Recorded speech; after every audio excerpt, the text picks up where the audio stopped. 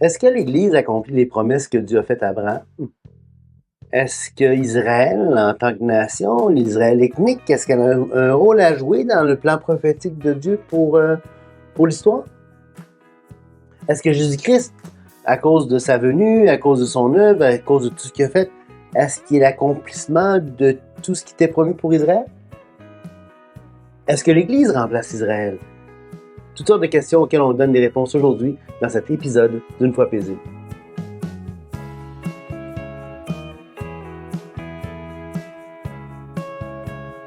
Allez, aujourd'hui, on regarde un peu la place qu'a Israël dans la Bible, au cœur de la révélation, et on essaie de comprendre si à savoir, oui ou non, est-ce que l'Église a remplacé Israël d'une manière ou d'une autre? Est-ce que l'Église est l'accomplissement des prophéties, des promesses à Israël? Et c'est vraiment ça que je veux prendre le temps de répondre. C'est à ces questions-là que je veux prendre le temps de répondre aujourd'hui, ensemble, dans cet épisode. Donc, premièrement, de quoi parle-t-on quand on parle d'Israël? Parce que c'est clair, clair que c'est important. Il faut qu'on puisse se comprendre. Ben, lorsqu'on parle d'Israël dans la Bible, on touche pas à un sujet secondaire, hein. On touche à l'une des clés de lecture majeures de la révélation, en tout cas de l'Ancien Testament. Tout le monde devrait s'entendre pour dire que Israël joue un rôle capital, tout au moins dans l'Ancien Testament. Et d'ailleurs, quand on ouvre la Bible pour la première fois, si on commence par l'Ancien Testament, on va rapidement, si on porte attention, on va rapidement identifier deux personnages qui sont centraux dans l'histoire biblique, dans tout ce qui se passe dans l'Ancien Testament. Il y a deux personnages essentiels. Il y a Dieu, puis il y a Israël. Tous les autres personnages, que ce soit les patriarches, que ce soit les rois, que ce soit les prophètes, que ce soit les nations, tous les autres personnages qu'on peut rencontrer dans la Bible, ils ont un rôle réel à jouer, mais c'est toujours un rôle secondaire. Au cœur de ce qui se passe dans l'Ancien Testament, c'est deux personnages, Dieu et Israël, et tous les autres, c'est les personnages de soutien qui sont au service d'un récit beaucoup plus vaste qui concerne Dieu et sa relation avec Israël. Ça, si on veut résumer l'Ancien Testament, ben c'est ça, Dieu et sa relation avec son peuple Israël. Tous les autres personnages qu'on rencontre sont les personnages de soutien, hein, qui vont graviter autour d'une relation centrale que Dieu entretient avec le peuple qu'il s'est choisi, le peuple qu'il a appelé, le peuple qu'il s'est formé et le peuple avec lequel il s'est lié par alliance. Donc, quand on ouvre l'Ancien Testament, quand on lit l'Ancien Testament, c'est devant ça qu'on est placé automatiquement. Et ce qu'il faut bien comprendre, c'est que évidemment, la Bible, c'est comme un triangle, une pyramide, si on veut, et la base de la pyramide, c'est l'Ancien Testament. Le sommet de la pyramide, c'est le Nouveau Testament. Et le Nouveau Testament repose sur la base de l'Ancien. Et pour bien comprendre le Nouveau, il faut d'abord comprendre l'Ancien. Et je vous le dis, si on ne prend pas le temps de comprendre ce qui se passe dans l'Ancien Testament, on ne peut pas comprendre ce qui se passe dans le Nouveau Testament. Évidemment, on peut comprendre l'Évangile. L'Évangile, c'est simple, hein? Placer sa confiance en Jésus-Christ seul pour la vie éternelle, il n'y a rien de plus simple que ça. Pourquoi? Ben, Dieu veut sauver tous les êtres humains. Dieu veut que tous les êtres humains placent leur confiance en Jésus-Christ seul pour la vie éternelle. Pourquoi? Parce qu'il veut sauver tout le monde. Dieu ne veut pas qu'aucun périsse. Hein, c'est le cœur de Dieu qu'aucun périsse. Donc, il a pourvu pour que tous puissent saisir l'espérance offerte en Jésus-Christ et puis que tous puissent être sauvés. Maintenant, il y a plus que le salut dans les pages de la Bible. Il y a plus que l'histoire de la rédemption dans l'histoire de l'Ancien Testament. Il y a toute une histoire qui est riche, un plan que Dieu entretient envers toute l'histoire de l'humanité, envers son début et sa fin, si on veut. Et donc, c'est beaucoup plus riche que simplement une réduction à la simple rédemption. Donc, tout dans l'Ancien Testament gravite autour de cette relation centrale qu'entretient Dieu et le peuple qu'il a choisi. Okay? Donc ça, c'est vraiment important. Maintenant, la question qu'on va explorer aujourd'hui, quelle place qu'Israël occupe aujourd'hui dans le cœur de Dieu? Est-ce que Dieu a encore un cœur pour Israël? Est-ce que Dieu a encore une pensée pour Israël? Ou est-ce que, je lisais un texte récemment qui disait que finalement, Euh, le Nouveau Testament affirme que les réalités spirituelles sont désormais arrivées en Jésus-Christ et que le langage de l'Ancien Testament, devenu ancien, de par l'arrivée des réalités éternelles, n'était qu'ombre et image de ces réalités qui devaient venir. Donc, l'idée, c'est que tout ce qui est ancien, tout l'Ancien Testament, ça servait juste à comme un présage des choses à venir, un ombre, une image quelconque des choses à venir, mais que la réalité est en Christ, c'est que maintenant, on pouvait simplement balayer du revers de la main l'Ancien Testament et toutes ses promesses pour Israël, parce que dans le fond, tout ce qui comptait, c'était Christ et la rédemption. Non. Et on va voir pourquoi je peux dire non dans l'épisode d'aujourd'hui. Maintenant, la vraie question, c'est comment est-ce qu'on lit la Bible?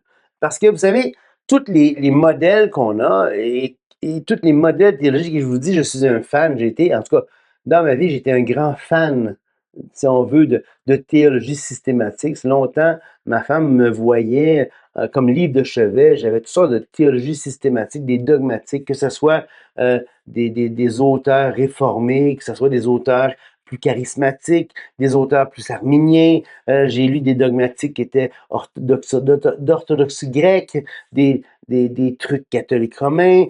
Pourquoi? Parce que je voulais comprendre quelle était l'étoffe ou de quelle étoffe était fabriquée, si on veut, la pensée chrétienne en termes de théologie, en termes de systématique, en termes de comment est-ce qu'on concevait l'enseignement chrétien au niveau de Dieu, des grandes doctrines de la Bible et au niveau de toutes sortes de lieux communs en théologie, ce qu'on appelle les loci ou les loci en théologie, savoir qu'est-ce qui compte pour les chrétiens en termes de théologie.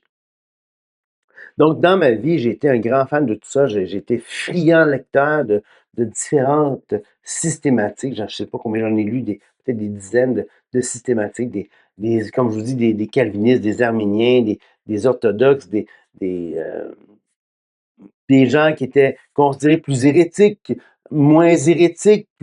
Pourquoi? Parce que j'étais fasciné par la pensée qu'on pouvait avoir sur Dieu et comment on décrivait, comment on écrivait les choses sur Dieu et comment on pouvait comprendre la parole de Dieu. Et pour moi, au cœur de tout ça, eh bien, vous le savez, si vous suivez moindrement ma chaîne, vous savez que pour moi, la Bible est la parole de Dieu, de sorte que lorsque la Bible parle, Dieu parle.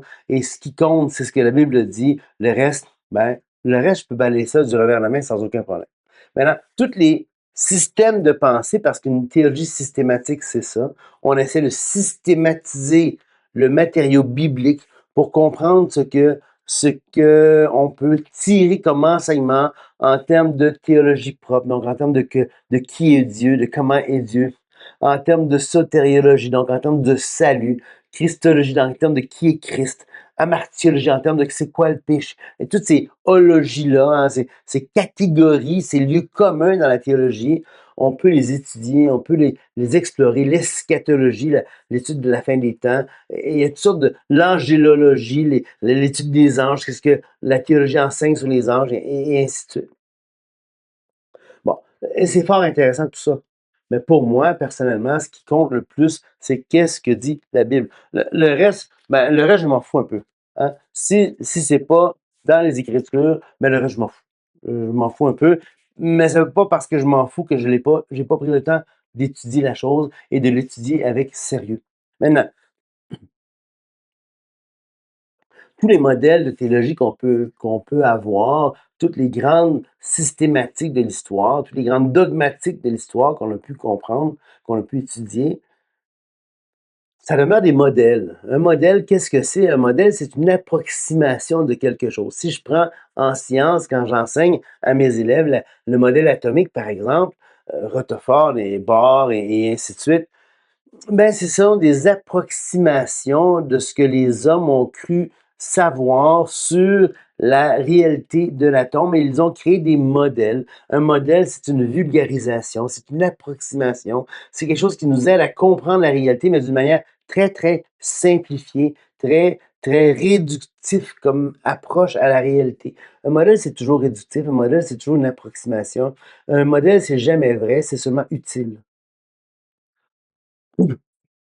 Et tous les systématiques qu'on a pu développer avec le temps, ben, ce ne sont que des modèles humains, d'essayer de comprendre qui Dieu est et tous les différents lieux communs de la théologie, essayer de comprendre ces lieux communs-là pour essayer de donner un sens à tout ça. Mais toujours est-il que, indépendamment du sens qu'on a voulu apporter à ces différents systèmes de pensée, ces différentes systématiques, ces différentes théologies systématiques, une seule demeure vraie, c'est ce qui est enseigné dans ça. Que j'y ai accès comme il faut ou pas, que peu importe l'information qui est contenue dans les pages de la Bible, concernant quoi que ce soit, ça c'est vrai. Le reste, Paul le dit très bien, que tout homme au contraire soit reconnu comme menteur. Ça veut dire que si j'ai le choix entre une théologie, entre un modèle de pensée, entre une approximation humaine de ce que c'est que la Bible veut dire et ce que la Bible dit, c'est clair qu'il y a une chose que je vais rejeter, c'est le modèle humain. Le reste, je m'en balance, c'est qu'est-ce que la Bible dit. C'est pour ça que moi, pour moi, les argumentaires théologiques sont importants. En tout cas, euh, quand je dis argumentaire théologique, tirer de la systématique. Parce qu'il y a différents types de théologie. Vous savez, il y a la théologie exégétique. La théologie exégétique, c'est quoi? Mais la théologie exégétique, c'est quand on prend un texte, on le décortique, on en fait l'exégèse et on en tire, si on veut, l'essence, on en tire l'enseignement. Qu'est-ce que le texte enseigne en faisant l'exégèse du texte? Ensuite, il y a la théologie biblique. Ça veut dire que si on prend un thème ou quelque chose à travers les pages de la Bible et on recherche à savoir le déploiement historique, le développement historique de ce thème-là à travers les pages de la Bible, peut-être à travers un livre, peut-être à travers un des testaments, peut-être à travers la Bible au complet. Et là, on essaie de comprendre la théologie biblique, comment le thème s'est développé dans l'histoire de la révélation, parce que la révélation, elle est progressive. La révélation, elle se développe petit à petit, et Dieu, tranquillement, nous a révélé des éléments, des données, si on veut, à travers l'histoire, dans les pages de la Bible, dans les pages de la révélation. La théologie systématique, son but, elle, c'est quoi? Ben, c'est de colliger toutes ces informations-là, puis d'essayer d'arriver avec des systèmes de pensée, des systèmes cohérents. On essaie de d'utiliser la logique, on essaie d'utiliser toutes sortes de choses, et souvent en tirant une grande partie à partir des traditions à laquelle l'auteur de la théologie appartient. Très, très, très souvent, on parle de la tradition réformée, du moins au sein du monde évangélique. Le monde réformé a apporté une grosse, grosse influence. On parle du calvinisme. On parle aussi peut-être de Luther, de Calvin, de Zwingli, de tous les autres qui auraient pu y avoir dans la réforme. Ils ont tout eu leur rapport. Il y a des théologies systématiques qui sont plus anabaptistes. J'appartiens plus à ce genre de lignée-là. Je suis vraiment pas calviniste, vraiment pas augustinien. Hein? Et donc, tous ces types de traditions-là ont eu leur impact sur les lunettes qu'on a mis devant nos yeux, sur les filtres qu'on a utilisés pour lire la parole de Dieu et par lequel on a interprété le texte de la parole de Dieu. Et tristement selon moi, parce que pour moi, ben, je veux avoir le moins de filtres possible devant mes yeux quand je lis la parole. Le moins possible. Est-ce que je vais être parfait dans ça? Non, évidemment que non. Mais je suis capable de, de mettre en lumière mes propres biais cognitifs, mes propres présuppositions, mes propres préférences. Je peux les mettre en lumière et dire est-ce que c'est mes préférences qui me donnent cet aperçu-là? Tu sais, je peux avoir un certain degré d'objectivité quand j'utilise l'écriture et il faut viser le plus d'objectivité possible pour que les préférences personnelles ne viennent pas gâcher la sauce dans ma lecture de la Bible. Maintenant, donc, la question fondamentale, quand on considère le rôle d'Israël, qu'est-ce que c'est? Mais la question fondamentale, c'est comment est-ce qu'on va lire la Bible? Car selon qu'on considère Israël comme toujours présent dans le plan de Dieu ou comme une réalité dépassée, une réalité absorbée, une réalité qui a été remplacée, ben, toute notre compréhension de l'Écriture va changer. Elle va tout changer. Et donc, il faut savoir maintenant qu'est-ce que c'est, est-ce qu'on peut mettre de côté mes préférences, mettre de côté mes systèmes de théologie. Parce qu'évidemment, si, si mon système de théologie me dit, ben écoute, Ce qui est important, c'est Christ et ce qu'il a fait à la croix. Puis tout le reste, on s'en balance. Puis Israël, toutes les promesses à Israël ont toutes été accomplies en Christ à l'élimination complète de ce qui a été promis à Israël. Bien évidemment que dans ce moment, ça n'a ni plus ni moins à plus rien. Il va juste servir à étoffer mes idées sur, sur ce que je pense que le futur a en réserve pour nous si on regarde par exemple l'eschatologie. Par contre, et ça c'est important,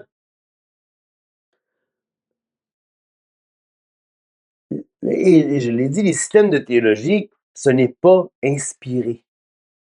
Alors, si j'ai le choix entre rejeter un système de pensée et rejeter un passage clair des Écritures, ben, pour moi, le choix n'est pas difficile à prendre. Pour moi, je vais balancer le système de pensée, je vais le mettre aux poubelles sans même regarder en arrière. J'en ai rien à faire des systèmes de pensée, j'en ai rien à faire des modèles de théologie. Pour moi, qu'est-ce que la Bible dit? Et je préfère changer d'idée 100 fois pour être le plus fidèle possible à ce que l'Écriture enseigne. La question, donc, c'est une question qu'on pourrait appeler épistémologique. L'épistémologie, c'est la façon que j'apprends, la façon que je comprends, la façon que j'entrevois la connaissance. Donc, sur quoi je fais reposer mes conclusions? Est-ce que je fais reposer mes conclusions à travers sur un système de théologie ou est-ce que je fais reposer mes conclusions sur la Bible? Et si ça donne qu'il y a un système de théologie en quelconque qui fit le plus avec ce que la Bible enseigne, ben c'est clair que je vais porter mes regards là-dessus et que le reste, je vais le balancer aux poubelles. J'en ai rien à faire des systèmes de théologie. Dans l'épisode d'aujourd'hui, je n'ai pas l'intention de défendre un système de théologie ou un autre. C'est pas mon but, c'est pas s'il y a une chose que je veux vous retenir, en tout cas, c'est une chose que je veux passer aujourd'hui, c'est la primauté de la parole de Dieu. Alors ça, pour moi, c'est ce qui importe et c'est ce que j'aimerais qu'il importe pour vous. Et au détriment de peu importe le système de théologie à laquelle vous appartenez, pour moi, bon, je vous respecte, c'est pas ce que je veux dire. Mais je veux dire que pour moi, c'est donc, ce que je veux faire aujourd'hui, c'est essayer d'explorer différents faisceaux d'indices, des pistes de réflexion et voir où ces différentes pistes de réflexion vont converger pour voir si on ne peut pas glaner, si on ne peut pas tirer une conclusion intelligente sur la place d'Israël dans la pensée de Dieu aujourd'hui. Pris isolément, c'est peut-être que ces éléments-là pourraient être discutés, mais si on les prend tous ensemble, si on prend toutes ces pistes-là, des faisceaux d'indices pour essayer de tracer un tableau qui soit cohérent, un tableau qui soit clair, un tableau qu'on ne puisse pas ignorer. Mais pour moi, ça, c'est l'enjeu final que je vais essayer d'atteindre aujourd'hui. Puis, ça se peut que je me trompe, là. C'est vraiment pas ça.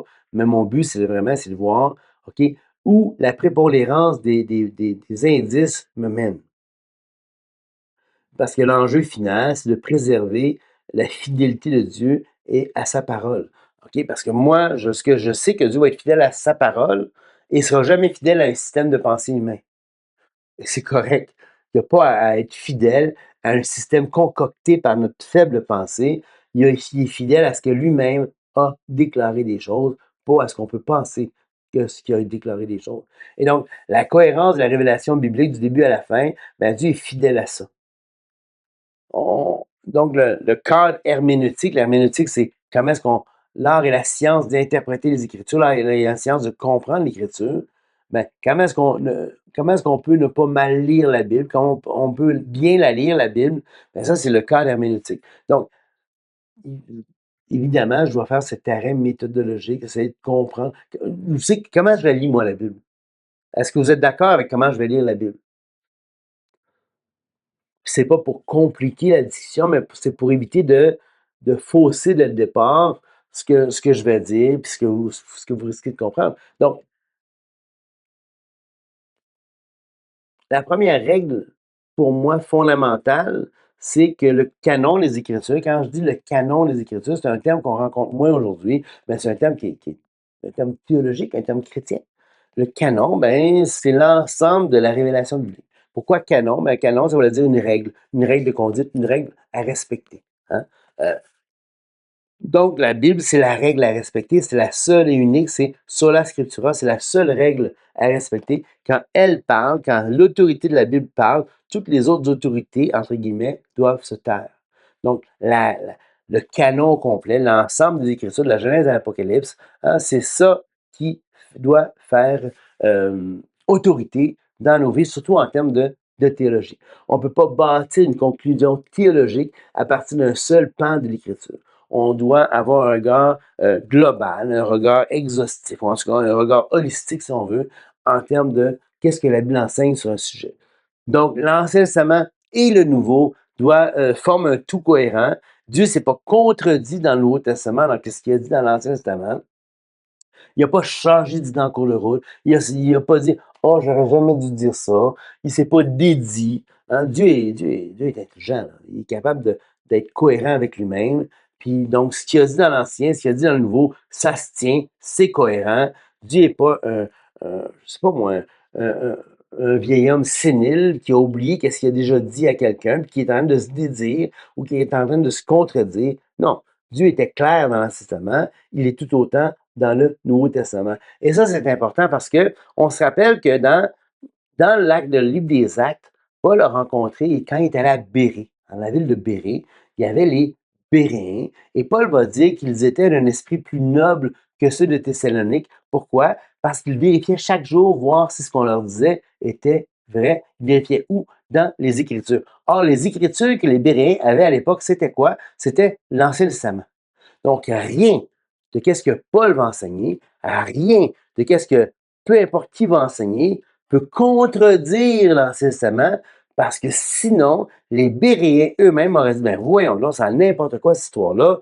Je vois dans l'Ancien Testament que ce que tu dis, ça n'a pas de bon sens. Donc, je m'excuse, je me tiens avec les Écritures, et toi, ben, tu peux continuer ton chemin, mon chum. Tu dis n'importe quoi. Donc, Paul va dire que les Béréens étaient d'un esprit plus noble. Alors, pour moi, le paradigme, entre guillemets, que je veux utiliser, je vous écoute. Qu'est-ce qu'un Béréen aurait accepté en validant chaque jour, voir si ce qu'on lui disait était vrai dans l'Ancien Testament? Donc, je me mets à la place d'un Béréen du 1er siècle. OK, qu'est-ce qui aurait été enseigné dans l'Ancien Testament? Qu'est-ce que je peux valider dans l'Ancien Testament par rapport à ce qu'on me dit dans le Nouveau Testament? Et là, quand on fait ça, quand on fait cet exercice-là, on peut juste conclure que le Nouveau Testament, et j'ai fait l'exercice, c'est parfaitement cohérent avec l'Ancien. Je n'ai pas à changer les enseignements de l'Ancien à cause d'une modification quelconque. Dieu aurait changé d'idée dans le Nouveau Testament. Non, absolument pas. Dieu n'a pas rien changé. Dieu est au courant des choses. Dieu est intelligent. Dieu est sage. Dieu n'a pas besoin de se réaliser ou de se dédire. Donc,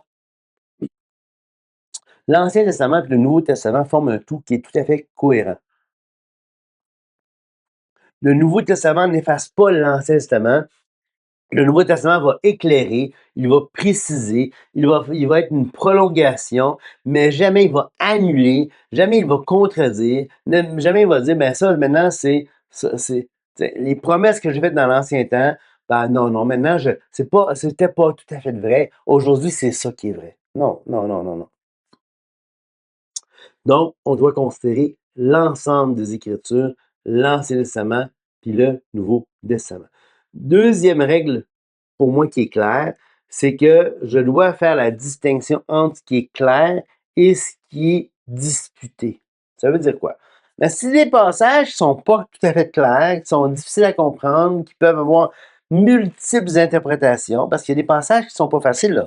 Je veux dire, Pierre va le dire par rapport à Paul, il y a des choses qui est dit qui sont difficiles à comprendre, mais il y a des passages dans l'Ancien Testament et dans le Nouveau Testament qui sont difficiles à comprendre. C'est pas comme si il n'y a pas de surhomme, là. Il n'y a pas de surhomme qui comprennent tout, qui ont toute la science infuse, là. Il y a des passages qui sont difficiles à comprendre. Ben, je ne commencerai pas à réinterpréter ce qui est clair à l'aide de ce qui est plus disputé, plus difficile à comprendre. Les textes bibliques n'ont pas tous le même degré de clarté, et donc je vais construire ce que je crois à partir des passages clairs et non pas à partir des passages débattus, des passages ambigus, des passages secondaires pour minimiser les textes qui sont explicites, les textes qui sont répétitifs, les textes qui sont clairs. Je ne commencerai pas à mettre de côté le clair au profit de l'obscur parce qu'à l'obscur, je peux lui donner un spin, je peux lui donner une compréhension, je peux lui faire, tu sais, je peux, ah, c'est fantastique, as-tu vu ça? C'est, oui, mais c'est parce que ça peut pas nécessairement vouloir dire ça, là. Regarde les passages clairs là-bas, là. Tu peux pas tout réinterpréter, tu peux pas tout réinterpréter, là. Donc, ça, c'est important. Ensuite, troisième autre règle, c'est les textes qui sont les sections qui enseignent directement la Bible, soit dans l'Ancien Testament, soit dans le Nouveau Testament, ou encore tous les textes didactiques, les textes d'enseignement, les textes qui visent à enseigner. Ça, on va premièrement tirer l'information là-dessus. Deuxièmement, dans cette règle-là, excusez-moi, je rentre toute l'idée des textes narratifs et de l'importance du narrateur et de Dieu dans les textes narratifs. Qu'est-ce que ça veut dire? Ben, quand je lis un texte narratif, donc quand je lis les textes historiques dans l'Ancien Testament, par exemple, je ne sais pas, moi, je suis en train de lire le livre des Juges, ou 1 Samuel, 2 Samuel, les sections du livre des Rois, ou, je ne sais pas moi, Ruth ou Esther, c'est toutes des sections historiques, des sections narratives, des sections de textes qui sont narratives, c'est des histoires qui sont racontées. Quand je dis histoire, je ne parle pas des fictions. Là. Hein, c'est des histoires, des textes, des textes narratifs historiques. Donc, c'est l'histoire qui nous est racontée comme si c'était une histoire, mais c'est l'histoire, donc c'est l'histoire vraie. Hein, tout est vrai là-dedans. Mais quand le texte nous raconte une histoire, nous relate, ça serait mieux de dire, nous relate l'histoire, les faits historiques de l'histoire. Quand le texte nous relate les faits, bien, dans le texte, dans un texte narratif, il va y avoir le narrateur, celui qui raconte l'histoire. Il va y avoir les personnages qui vont parler. Et parmi les personnages dans le Testament, il y a Dieu. Dieu va agir comme un personnage dans les différents textes historiques. Bon, le narrateur, il ne peut pas se tromper, c'est lui qui est inspiré. Donc, les commentaires que le narrateur va faire sur ce qui se passe, sur les scènes qu'on voit apparaître dans l'Ancien Testament, lui ne peut pas se tromper, il est inspiré. Et quand Dieu parle, Dieu ne peut pas se tromper non plus, c'est Dieu qui parle, puis l'inspiration fait que quand Dieu parle, les données qui sont attribuées à Dieu sont réellement vraies, donc on ne peut pas se tromper non plus. Maintenant, un personnage dans l'histoire, tout autre personnage peut se tromper, peut croire. Donc, l'inspiration fait que qu'est-ce qu'il nous dit est vrai par rapport au personnage, du point de vue du personnage, mais ça ne veut pas dire que c'est vrai du point de vue de la réalité. Alors, quand le narrateur parle, ou Dieu parle, alors là, c'est vrai, évidemment, de la réalité. OK, donc, cette règle-là, donner priorité au texte didactique et donner priorité au narrateur et à Dieu dans les textes narratifs, dans les séquences narratives, ça, là, on voit qu'on ne peut pas se tromper à ce moment-là. Par contre, il y a des textes qui sont plus symboliques, les textes qu'on appelle apocalyptiques, hein, qui vont venir ensuite, qui vont venir illustrer, qui vont venir développer. Mais on ne doit jamais se fonder sur seulement ces textes-là pour essayer de comprendre les textes didactiques ou les textes narratifs en termes du narrateur et en termes de Dieu.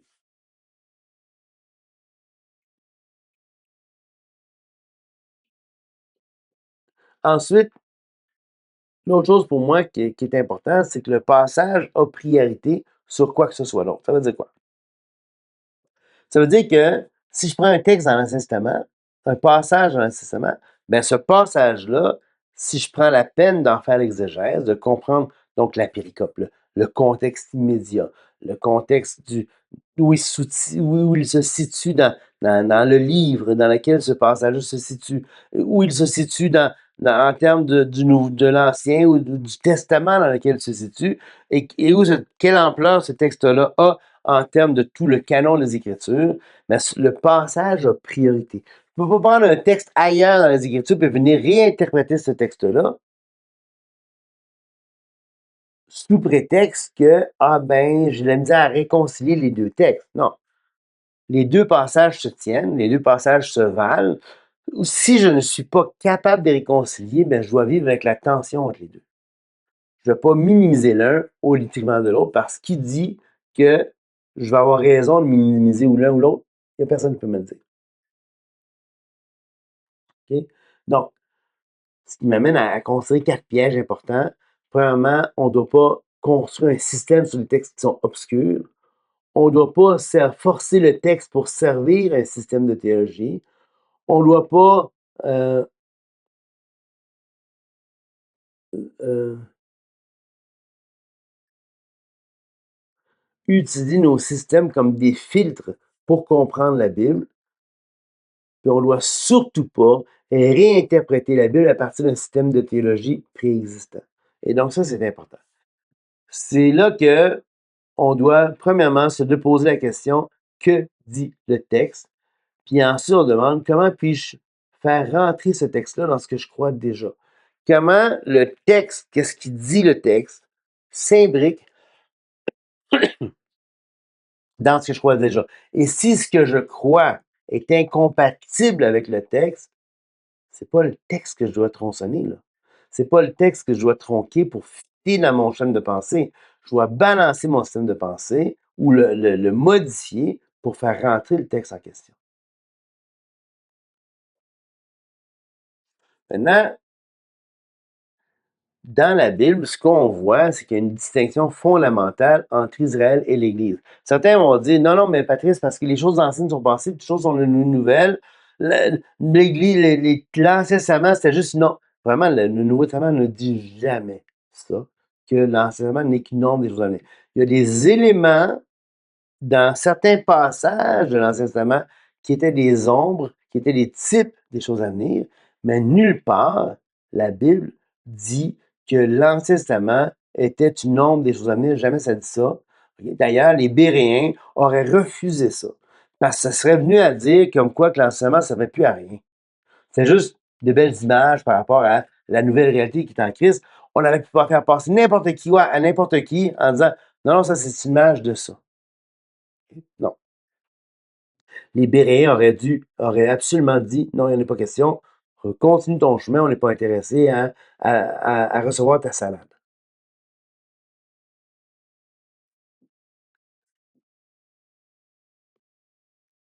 Dans l'Écriture, Israël n'est jamais présenté comme une idée abstraite ou comme une simple catégorie spirituelle. Et ça, c'est important. Israël, c'est une nation, c'est un peuple qui est historique, c'est issu d'une lignée identifiable liée à Dieu par des alliances qui sont explicites, des alliances qui sont publiques, des alliances qui sont répétées. Donc, Israël, dans la Bible, bon, premièrement, Israël, ça faisait partie du nom que Dieu par lequel Dieu a renommé Jacob. Hein? Jacob s'appelait Jacob, il a été renommé par Dieu Israël. Et ensuite, les enfants d'Israël, donc les fils de Jacob, sont devenus, par extension, la nation d'Israël. Donc, dans la Bible, en tout cas, clairement dans l'Ancien Testament, puis qu'on va le voir par la suite, dans le Nouveau Testament également, Israël est toujours utilisé d'une façon ethnique, soit pour parler de l'individu Jacob renommé par Dieu Israël, soit pour parler de ses enfants. Okay? C'est jamais, jamais utilisé pour parler de quelque autre entité que des enfants d'Israël, donc de la postérité de Jacob.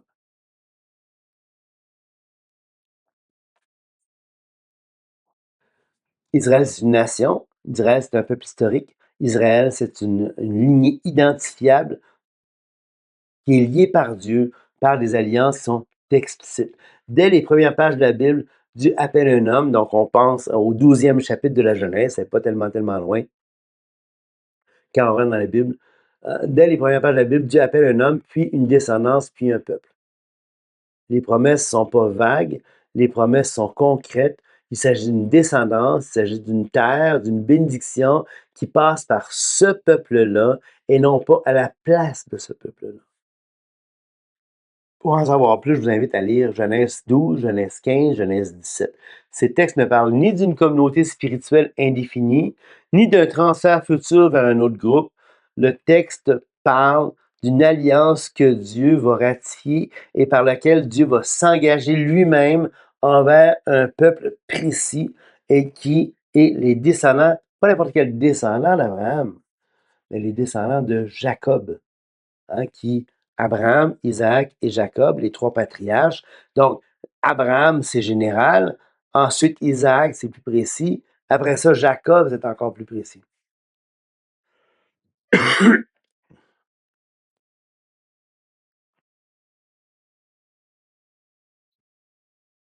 Maintenant, dans le Nouveau Testament, on voit que l'Église est une belle réalité, c'est une réalité qui est glorieuse, mais c'est une réalité qui est distincte.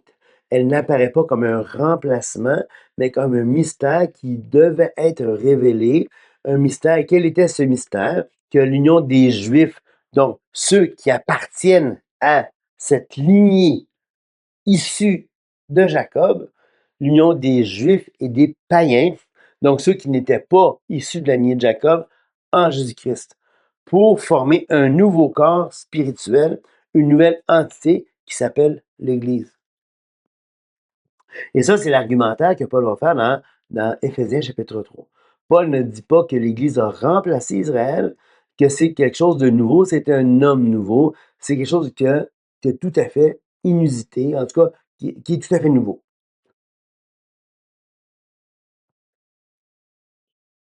Et entre autres que les nations en Jésus-Christ, donc les membres des différentes nations qui sont maintenant devenus, qui ont placé leur confiance en Jésus-Christ seul pour la vie éternelle, qui sont maintenant devenus chrétiens, qui ont maintenant été hantés en Christ, qui sont maintenant devenus une seule chair, une seule plante avec Christ, mais maintenant, eux autres, ces païens-là, peuvent être co-héritiers avec Christ des bénédictions qui étaient réservées à Israël.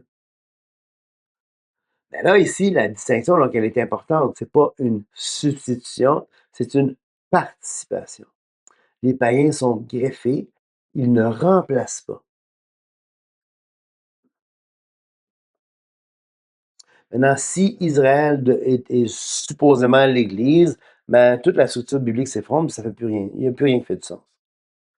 Parce que, parce que c'est pas ce que le texte dit. OK? Alors là, évidemment, les gens vont dire: «Oui, mais Patrice, il y a des passages qui sont clairs.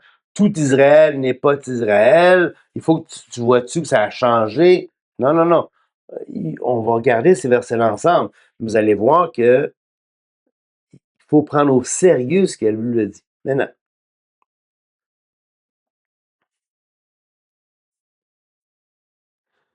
il faut d'abord comprendre qu'est-ce que le mot Israël veut dire dans la Bible. Donc, il faut faire une étude inductive. On se rappelle qu'est-ce que c'est qu'une étude inductive? Bien, une étude inductive, ni plus ni moins, c'est que tu regardes partout où est-ce qu'il apparaît le mot Israël, puis tu essaies de voir qu'est-ce qu'il veut dire. OK? Bon. Puis, qu'est-ce qu'on voit rapidement quand on fait le travail, quand on étudie partout où est-ce qu'on prend une concordance, puis on regarde partout où est-ce que le mot apparaît, hein? Qu'est-ce qu'on voit, c'est qu'Israël n'est jamais un terme métaphorique dans la Bible. Deuxièmement, il y a quelques passages qui sont perçus comme étant ambigus, mais ça ne justifie pas la relecture complète des autres passages de l'Écriture. Rappelez-vous ce qu'on a dit, les passages ambigus ne peuvent pas servir à réinterpréter les passages qui sont clairs. Ensuite, les croyants des nations sont inclus dans la bénédiction d'Abraham sans devenir Israël. N'oubliez pas que les nations seraient bénies en Abraham. Mais Israël, c'est pas simplement la descendance d'Abraham. Israël, c'est la descendance d'Abraham par Isaac et par Jacob. On peut être fils d'Abraham sans être Israël. D'ailleurs, il y a plusieurs nations qui sont issues d'Abraham, pourtant, qui ne sont pas Israël. Pourtant, Dieu n'a jamais fait d'alliance avec plusieurs nombres de ces nations-là. Pourquoi? Parce que Dieu a fait des alliances avec Israël. Ce qu'on voit aussi quand on fait l'exercice, c'est que le plan de Dieu pour Israël est irrévocable. Il est central. Maintenant, premièrement, donc, le terme Israël est toujours un terme il est toujours littéral, puis il n'est jamais métaphorique dans l'ensemble des Écritures. D'ailleurs, le mot Israël apparaît 2603 fois dans la Bible. 2603 fois dans la Bible. Et dans plus de 2530 occurrences, il n'y a aucune ambiguïté. Ça fait référence à Jacob ou à sa descendance ethnique et nationale. Ça en fait du monde, là. Donc, 2103 fois, dans 2530 occurrences, il n'y a aucune ambiguïté. Ambiguïté, ça veut dire, une ambiguïté dit, ben, on n'est pas certain ce que ça peut vouloir dire. Mais si partout ailleurs le mot veut dire Israël, ça prend une foutue bonne raison pour dire, mais dans ce cas-là, ça ne veut pas dire ça. Ça prend toute une bonne raison contextuelle. Mais en l'absence d'une bonne raison, je ne vois pas pourquoi j'imposerais au texte d'ailleurs, hein, de tout réinterpréter ce qu'on a vu ailleurs par des textes qui sont ambigus. Pour moi, il n'y a absolument aucune raison de ça. Non, non. Dans l'Ancien Testament, il n'existe aucune utilisation métaphorique ou spirituelle du mot Israël pour désigner des non-israélites. Ça, c'est clair que ça n'existe pas dans l'Ancien Testament. Dans le Nouveau Testament, où le terme apparaît plus de 70 fois dans 67 versets, puis là, on pourrait, je dirais, on pourrait même augmenter à 80 et plus occurrences si on tient compte de tous les mots qui sont dans la famille du mot Israël. On pense à Israël, Israélite et ainsi de suite, hein. On élargit un petit peu ce qu'on regarde en termes de termes qu'on collige, là, mais ça, on augmente plus que 70, on arrive peut-être quasiment à 80%, 80 occurrences dans le Nouveau Testament. Puis dans 67 versets, aucune occurrence ne désigne explicitement des croyants issus des nations. Alors, dans aucun passage, en fait, du Nouveau Testament, il n'y a aucun passage qui désigne explicitement des croyants non juifs comme faisant partie d'Israël. Dans aucun passage, ça dit, ben maintenant, ils sont Israël. Jamais, jamais ça se voit dans le Nouveau Testament, en aucun cas. Donc, sur les quelques 2603 occurrences du terme Israël, environ 70 peut être qualifiées d'ambigu, non pas parce qu'elles pourraient désigner l'Église ou des croyants non juifs, ce qui n'arrive jamais, mais parce qu'elle exige de déterminer quel sous-groupe d'Israël est visé dans le contexte immédiat. L'ambiguïté demeure entièrement interne au peuple juif. Parfois, le texte distingue Israël fidèle ou l'Israël infidèle ou l'Israël du nord de l'ensemble de la nation. Parfois, Israël désigne l'entité politique plutôt que le territoire ou la communauté présente en Judée. Parfois, ça parle de la diaspora. Parfois, il s'agit encore des autorités juives plutôt que le peuple tout entier. Mais dans tous ces cas, l'enjeu est de préciser quelle facette ou quelle partie d'Israël est en vue, jamais de substituer Israël par un autre peuple ou par une autre réalité spirituelle qui a été universalisée. Le terme hébreu, les termes hébreux, peuple de l'Éternel, peuple de Dieu, fils de Jacob, enfant de Jacob, ajoutent 55 occurrences et sans compter les pronoms personnels qui s'y rattachent, qui doivent ajouter des milliers de fois. Donc, dans tout ça, tous les pronoms personnels qui se rattachent soit à Israël, soit israélite, soit aux Juifs, soit hébreux, soit peuple de l'Éternel, soit peuple de Dieu, toutes ces fois-là, ça parle de la nation d'Israël. Ou, encore une fois, soit de Jacob, soit de la nation d'Israël, ou une partie de la nation. Donc, le fardeau de la preuve, hein, le fardeau de la preuve, c'est qui doit prouver quoi.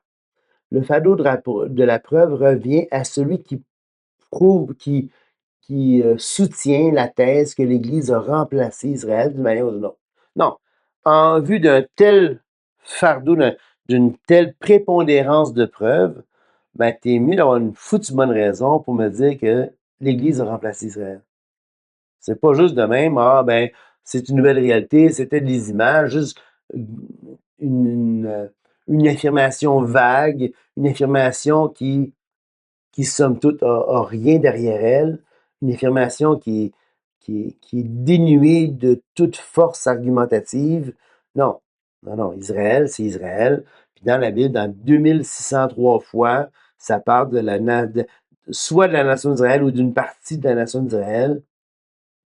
On ne peut pas commencer à cause de un ou deux versets de dire ah ben tu vois, c'est pas Israël. Non, je m'excuse. C'est pas comme ça que ça marche, là. Le fardeau de la preuve t'appartient de dire pourquoi ce passage-là qui est ambigu, pourquoi je peux utiliser un passage ambigu pour interpréter l'ensemble des, je sais pas moi, des 2600 autres fois. Non, ça marche pas, là. Ça marche pas. Il y a trois passages qui restent. Romains 9:6, Galates 6:16, Philippiens 3:3. Puis, dans ça, ça repose de prétendre que l'Église a remplacé Israël, ben, tu fais appel à trois sophismes, trois vices de raisonnement, trois raccourcis intellectuels. Tu as des inférences négatives, tu as des glissements sémantiques illégitimes, ou tu as carrément des sophismes, différents autres types de sophismes.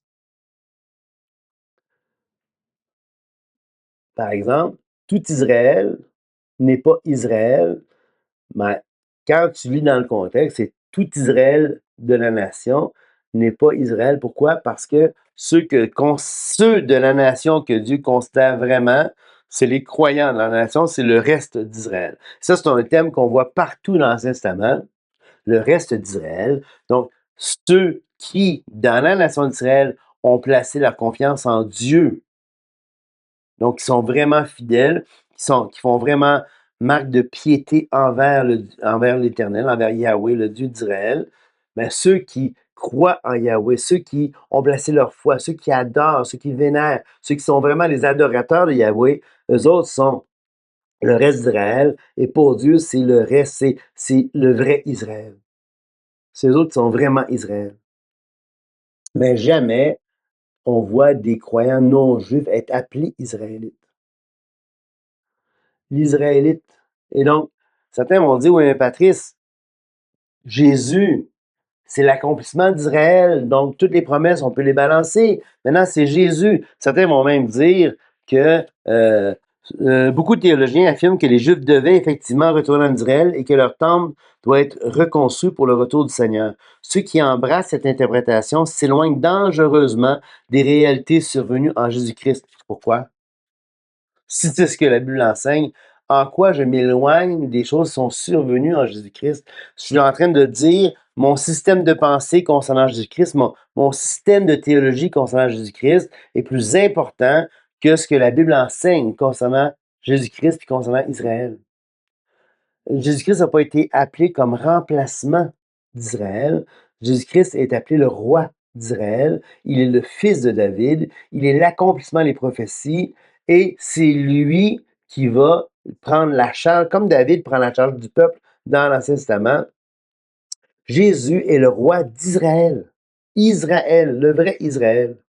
Okay? Et donc, la nation, le territoire, la terre d'Israël, le pays d'Israël, la terre sainte, les promesses de la terre sainte ne sont pas effacées. Le roi d'Israël, Jésus, va régner sur un territoire, il va régner sur la terre, mais il va régner où? À Jérusalem, dans la terre d'Israël. Il va régner sur la planète à partir de la capitale centrale qui est à Jérusalem, qui est sur la terre. Et oui, il y avait des promesses où est-ce qu'Israël devait... En fait, il y a deux grandes catégories de promesses par rapport au retour des Juifs en Israël. Il y avait le retour dans l'incrédulité, ce qu'on voit maintenant, ce qui s'est produit en 48, un retour dans l'incrédulité, et il va y avoir un retour dans la foi. Okay? Il n'y a rien de s'éloigner dangereusement des promesses en Jésus-Christ, non, absolument pas. Ça fait partie de la grande réalité. Et oui, il y a des promesses merveilleuses qui sont en Jésus-Christ, mais c'est pas parce que tu affirmes ce que la Bible enseigne sur la place d'Israël dans la prophétie que soudainement, tu annules ce qui est en Jésus-Christ, là. C'est pas vrai, là. C'est parce que tu comprends mal ce qui est enseigné dans la Bible par rapport à Christ, puis tu comprends encore moins bien ce qui est enseigné dans la Bible par rapport à Israël. En réalité, le Messie représente Israël, c'est vrai, mais ne l'absorbe pas. Jésus est l'Israélite parfait qui accomplit parfaitement la loi, qui marche parfaitement, et c'est celui qui va payer, qui va donner sa vie pour la nation, donner sa vie pour l'humanité au grand complet. De même que David va représenter Israël sans être Israël, de même le serviteur de l'Éternel, donc le même Seigneur Jésus-Christ, représente Israël dans certaines prophéties, mais il est l'Israélite idéal, mais il ne va pas annuler toutes les promesses qui ont été faites au peuple. Non, parce que ces promesses-là ont été faites par serment. Or, Hébreux chapitre 6 nous dit quoi? Hébreux 6,13, ça dit nous dit lorsque Dieu fit la promesse à Abraham, ne pouvant jurer par un plus grand que lui, il le jura par lui-même et dit certainement, je te bénirai et je multiplierai ta postérité. Et c'est ainsi qu'Abraham, ayant persévéré, obtint l'effet de la promesse. Or, les hommes jurent ici, or les hommes jurent par ce qui est plus grand qu'eux, et le serment est une garantie qui met fin à tous leurs différends. C'est pourquoi Dieu, voulant démontrer avec plus d'évidence aux héritiers de la promesse, aux héritiers pluriels, parce que souvent les gens vont dire, oui, mais dans Galates, c'est singulier, c'est la semence, c'est Christ. D'accord, mais ça annule pas les autres passages. Ici, vous la montrez avec plus d'évidence aux héritiers pluriels de la promesse, l'immutabilité de sa résolution. Il intervint par un serment, afin que par deux choses immuables, dans lesquelles il est impossible que Dieu manque, nous trouvions un puissant encouragement. Alors, Dieu, quand il a voulu montrer avec plus d'évidence aux héritiers de la promesse, pluriel, l'immutabilité de sa résolution. Et on voit partout dans l'Ancien Testament, sans prendre le temps aujourd'hui d'aller là, mais on voit partout dans l'Ancien Testament Dieu s'engager avec serment envers le peuple d'Israël par rapport au pays, par rapport à toutes sortes de choses. Et donc, on voit vraiment que Christ, c'est vrai, est l'Israélite parfait. Il est le représentant parfait de la nation. Il est le roi d'Israël, le fils de David, de la tribu de Juda. Tous des liens clairs avec Israël. Okay? D'ailleurs, si on regarde dans Romains chapitre 9,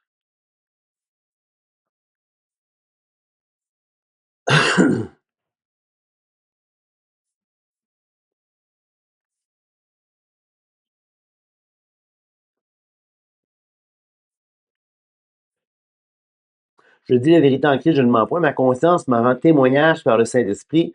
J'éprouve une grande tristesse et un chagrin continuel. Pour qui? Ben, il dit, car je voudrais moi-même être anathème et séparé de Christ pour mes frères, mes parents selon la chair, qui sont Israélites. Donc là, il parle de qui, là, Paul, ici? Paul parle des Israélites selon la chair qui ne sont pas sauvés. Sinon, pourquoi est-ce qu'ils voudraient être anathème et séparés de Christ pour eux autres? Ils ne sont pas sauvés, ces gens-là. Là. Pourtant, même s'ils ne sont pas sauvés, Paul va dire ils sont Israélites et à qui appartiennent l'adoption et la gloire et les allégeances. Regardez, à qui appartiennent l'adoption? Okay? Donc, ça leur appartient. Le temps, c'est un temps présent. Même s'ils sont pas sauvés, même si Paul voudrait être anathème pour eux autres, même s'ils sont séparés de Christ, c'est pas grave. C'est à eux, les Israélites selon la chair, qu'appartiennent l'adoption et la gloire, et les alliances, et la loi, et le culte, et les promesses, et les patriarches. Tout ça, ça appartient temps présent. C'est pas passé, c'est pas à qui appartenait l'adoption, la gloire, les alliances, non, à qui appartiennent encore aujourd'hui. Hein? Les promesses, les patriarches, de qui est issu selon la chair, le Christ qui est au-dessus de tout, chose Dieu béni éternellement. Okay? Donc ça, c'est assez important. Maintenant, ailleurs, toujours dans l'Épître aux Romains, ça dit, dans 11.1, je dis donc, Dieu a-t-il rejeté son peuple? Loin de là. Je dis, c'est assez clair, là. Est-ce que Dieu a rejeté son peuple?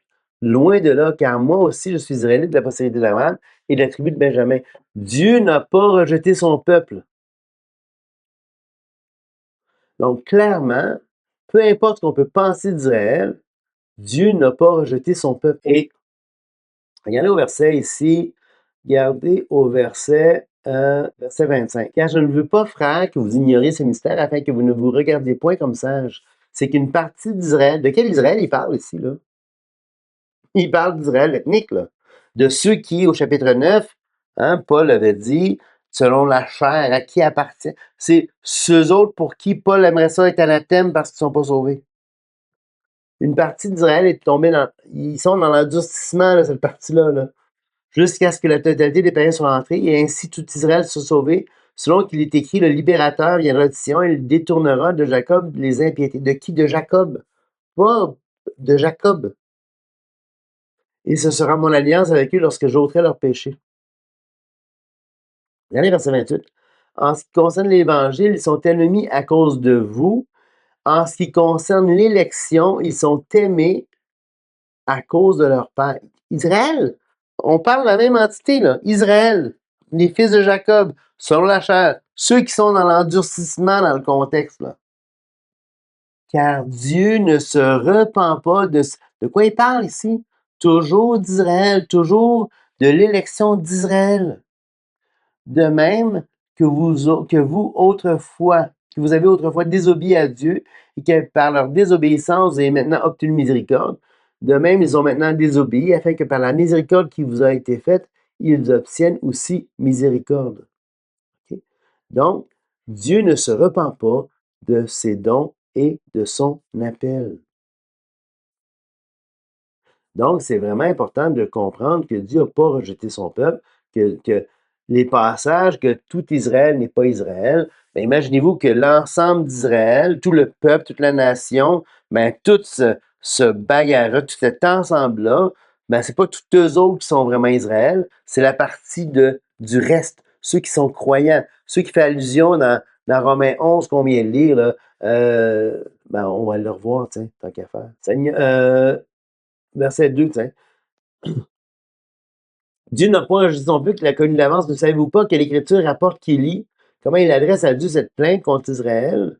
Seigneur, ils ont tué tes prophètes, ils ont renversé tes autels, je suis resté moi seul, et ils cherchent à m'ôter la vie. Mais quelle réponse Dieu lui fait-il? Je me suis réservé 7000 hommes qui n'ont point fléchi le genou devant Baal. De même aussi, dans le temps présent, il reste, selon l'élection de la grâce, un reste. Il y a un reste. Donc, ça veut dire quoi? Ben, ça veut dire clairement que Israël, le peuple d'Israël est élu et il y a un reste. Le reste, les Israël croyants. Mais ça ne veut pas dire que toutes les promesses à l'ensemble d'Israël ont été annulées, puisque on l'a vu dans Romains chapitre 9, encore une fois, on l'a vu, hein, à qui appartiennent, ça appartient encore l'adoption, la gloire, les alliances, la loi, le culte, les promesses. Ça leur appartient encore, les promesses. Ils n'ont pas cessé d'être le bénéficiaire de toutes ces promesses-là parce qu'ils ont rejeté Christ. Et c'est ça qui est extraordinaire.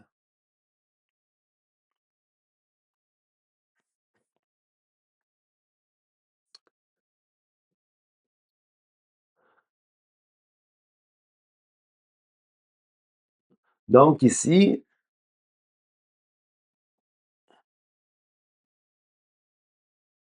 dans l'Écriture, dans l'Ancien Testament, le motif du reste qu'on vient de voir dans Romains chapitre 11, 11.2, là, dans l'Ancien Testament, le motif du reste, c'est jamais un nouveau peuple qui remplace l'ancien.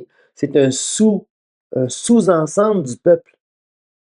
Le reste, c'est un sous-ensemble du peuple. C'est pas quelque chose d'autre qui vient remplacer. C'est pas ça pantoute. Le reste, c'est la portion fidèle à l'intérieur d'un peuple et c'est cette portion-là fidèle qui existe. Le peuple, l'ensemble général continue d'exister, mais au sein de ce peuple-là, il y a une entité, le reste, qui est fidèle, fidèle à son Dieu, fidèle à son roi, fidèles à la parole de Dieu. Autrement dit, le reste ne nie pas l'existence d'Israël, le reste suppose, présuppose l'existence. Puis c'est clairement formulé dans les passages comme Ésaïe chapitre 10, où est-ce que le prophète annonce un jugement réel, un jugement sévère, mais jamais une annulation. Hein? Si on va voir dans Romains 10, Romains 10, Ésaïe 10, ça dit dans Ésaïe 10, 20, en ce jour-là, le reste d'Israël, les réchappés de la maison de Jacob, cesseront de s'appuyer sur celui qui les frappait. Ils s'appuieront avec confiance sur l'Éternel, sur le Saint d'Israël. Le reste reviendra, le reste de Jacob, au Dieu puissant. Quand ton peuple, ô Israël, serait comme le sable de la mer, un reste seulement reviendra. Mais ce que je trouve intéressant, souvent, quand on lit les textes des gens qui pensent que Israël a été mis de côté, puis que la réalité est en Jésus-Christ, puis tout ça, bon nombre de ces textes-là qu'on va lire vont étudier avec minutie les événements contemporains. Ils vont faire de ce que j'appelle, moi, l'exégèse de journal. Ils vont regarder les nouvelles. Et ces gars-là, ces gens-là sont vraiment dévoués, puis j'ai beaucoup de respect pour l'acharnement, pour la rigueur qu'ils vont souvent présenter, qu'ils vont souvent manifester. C'est certainement qu'ils ont un zèle pour Dieu, un beau zèle pour Dieu. Et bon nombre d'entre eux, ceux que je connais, en tout cas, je les aime au bout. Il n'y a pas de... Tu sais, pour moi, ça prend du zèle, faut étudier euh, les faits courants, les événements courants, l'actualité, pour essayer de dénicher les éléments comme ça. Puis souvent, il va y avoir des genres de liens qui vont être faits avec tel détail de l'actualité, avec tel autre détail de l'actualité. Mais moi, quand je regarde 1948, là, quand je, je veux dire, c'est un fait brut, là, 1948, ce qui se passe en Israël. Je veux dire, on est devant quelque chose après 2000 ans de dispersion, avec une langue qui est morte, je veux dire, il était un reste à travers, éparpillé à travers les nations. Ils se sont fait massacrer. Je veux dire, des massacres après massacres après massacres. Le peuple juif a été bafoué pendant des millénaires. Je veux dire, l'antisémitisme était horrible. L'Église a massacré des Juifs pour aucune raison. Je veux dire, ça a été extraordinaire, l'horreur de ce que l'Église a fait vivre au peuple juif. Et pas juste l'Église, les musulmans, l'islam, ce qu'ils ont fait vivre aux Juifs, ça n'a aucun bon sens. Puis en plus, pas juste les chrétiens, pas juste les musulmans, les mouvements athées comme dans l'URSS, l'ex-Union soviétique, ce qui s'est passé en Allemagne nazie, tout ça, c'est horrible ce qui s'est passé. Mais ça, c'est comme un récapitulatif d'une histoire depuis 2000 ans qui est horrible. Mais après 2000 ans de dispersion, un peuple revient dans une terre qui est ancestrale, un peuple redevient une nation, et il n'y a aucun équivalent dans l'histoire de l'humanité. Jamais. Habituellement, les empires disparaissent, les peuples sont conquis, les langues vont mourir, les identités nationales s'éteignent. Ça s'est jamais fait. Et là, on va prendre des détails dans les faits courants, dans l'actualité, puis on va faire des liens, tisser des liens, mais on est mis devant quelque chose aussi gros qu'un peuple qui est disparu complètement, puis qui revient. Une langue qui était morte, qui revient en avant. Quand, en plus, c'est prophétisé. Il y aurait ces deux retours-là, un retour dans l'incrédulité, un retour dans la foi. Mais tout ça, c'est prophétisé. Puis on dit non, non, Dieu n'a plus rien pour Israël. Ben voyons, ça prend quoi, là? Ça prend quoi pour montrer que Dieu a vraiment un plan pour ce peuple-là? Israël, il a été dispersé, il a été persécuté, il a été sans histoire, sans territoire, sans pouvoir politique, mais il n'a jamais été dissous. Dieu a veillé sur son peuple. Oui, c'est un retour à l'incrédulité, mais ça avait été promis, ça aussi. C'est la première phase. C'est vrai que c'est la première phase. Il y en a beaucoup qui vont dire Ah, c'est juste de la géopolitique moderne. Oh, géopolitique moderne, Dieu utilise quoi? S'il veut ramener Israël, il n'utilise pas de la géopolitique ancienne. Il va utiliser ce qui est maintenant sur l'échiquier mondial pour amener les choses, pour faire bouger les affaires, pour faire arriver son plan sur Terre. Il n'utilisera pas la géopolitique ancienne, là. Il va utiliser ce qui est sur l'échiquier politique, géopolitique moderne. Donc, il y a comme un fardeau de preuves, hein. Il y a comme une sorte de faisceau de preuves, d'indices qui viennent s'emboîter les uns dans les autres, qui sont tous convergents. Le moment donné, tu arrives à un point où est-ce que tu dis, ben écoute, je m'excuse, là, mais le tableau est clair. Dieu a un plan pour Israël, et qu'on le veuille ou non, qu'on soit d'accord ou non, peu importe, ben, si tu regardes l'ensemble du tableau, ben, tous les éléments vont de pair pour montrer que oui, Dieu a un plan pour Israël, puis son plan, il est clair. Donc, tout ça pour dire que Israël est au cœur du... Est-ce que Dieu a mis de côté Israël? Absolument pas. Est-ce que Dieu a encore un plan pour Israël? Absolument. Est-ce que Israël, est-ce qu'il y a... est-ce que Dieu a encore quelque chose pour Israël? Oui, je le crois.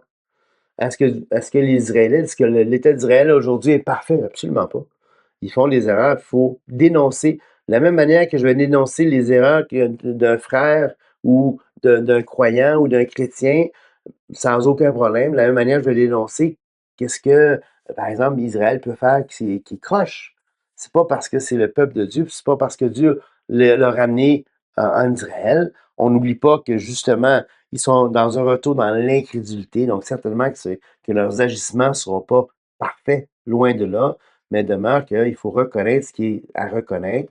Dieu a un plan pour Israël, il faut le reconnaître. Il ne faut pas simplement balancer les réalités de l'Ancien Testament comme si ça valait plus rien. Non, au contraire, Israël est au cœur du plan de Dieu. C'est au cœur du plan de Dieu dans l'Ancien Testament, dans le Nouveau Testament. Et si Israël a été mis de côté temporairement pour que le salut puisse se rendre aux nations, pour que Dieu puisse se faire un homme nouveau d'entre les Juifs et d'entre les Grecs, d'entre les païens, d'accord à Dieu.